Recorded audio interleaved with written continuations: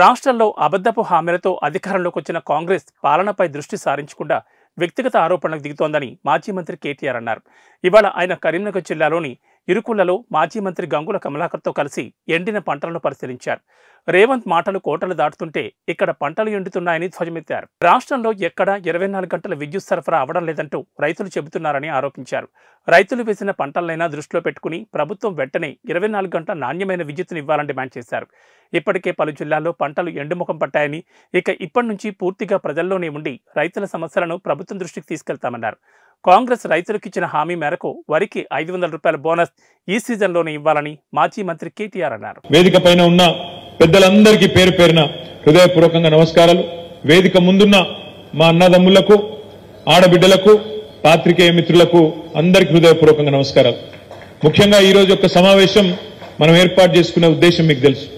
12 తారీఖు నాడు మన పార్టీ అధ్యక్షులు, పెద్దలు, గౌరవనీయులు, తెలంగాణ తొలి ముఖ్యమంత్రి కేసీఆర్ గారు తిరిగి జంగు సైరన్ ఊదడానికి, కథన భేరి మోగించడానికి మన కరీంనగర్కే వస్తా ఉన్నారు. తప్పకుండా ఆ కార్యక్రమాన్ని విజయవంతం చేసే క్రమంలో ఈ రోజు 7 నియోజకవర్గాల ముఖ్యులను ఈ సమావేశానికి ఆహ్వానించుకోవడం జరిగింది.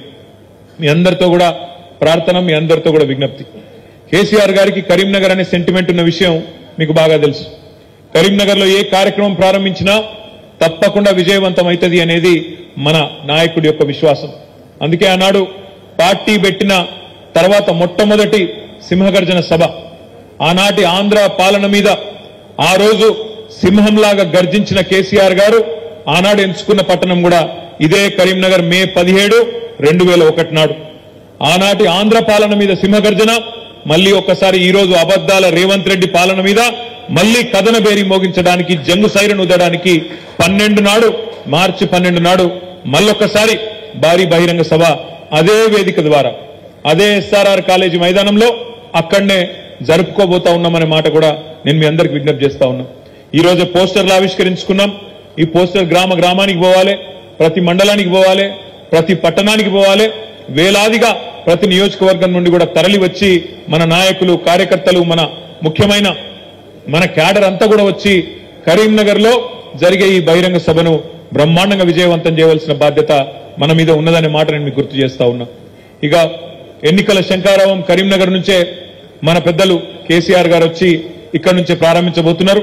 ముఖ్యంగా వినోదన గురించి ఇప్పటికే చాలా మంది సోదరులు, కౌశిక్ రెడ్డి గారు గాని, కమలాకర్ అన్న గాని, బాలకృష్ణ అన్న గాని అందరూ కూడా చాలా బ్రహ్మాండంగా వివరంగా చెప్పినారు.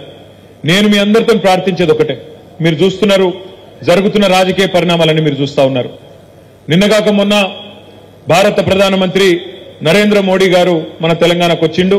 వచ్చి మరి ఆదిలాబాద్ పార్లమెంటుకు ఇంకొక ఆడికి వచ్చి ఏదో 2-3 కార్యక్రమాలకు శంకుస్థాపన లేచి హడావుడి చేసిపోయిండు.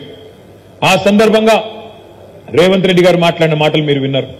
నిన్న కూడా రేవంత్ రెడ్డి గారు మహబూబ్ నగర్ లో మాట్లాడిన మాటలు కూడా మీరు వినే ఉంటారు. గత 3 నెలలుగా రేవంత్ రెడ్డి గారు మాట్లాడుతున్న మాటలు మీరు అందరూ కూడా గమనిస్తున్నారు, వింటున్నారు. కానీ నాకైతే నిన్న అర్థం కాలేదు. మహబూబ్ నగర్ లో ఆ భాషా ప్రయోగము, ఆ ఆవేశంతో ఊగిపోవడము, నోటికొచ్చిన మాటలు, అంటే అధికారంలో ఉండి కూడా ఇంత ఫ్రస్ట్రేషన్ ఎందుకో, ఇంత ఆగమాగం ఎందుకైతుండో నాకైతే అర్థమైతలేదు. మీరు చూసుంటారు నిన్న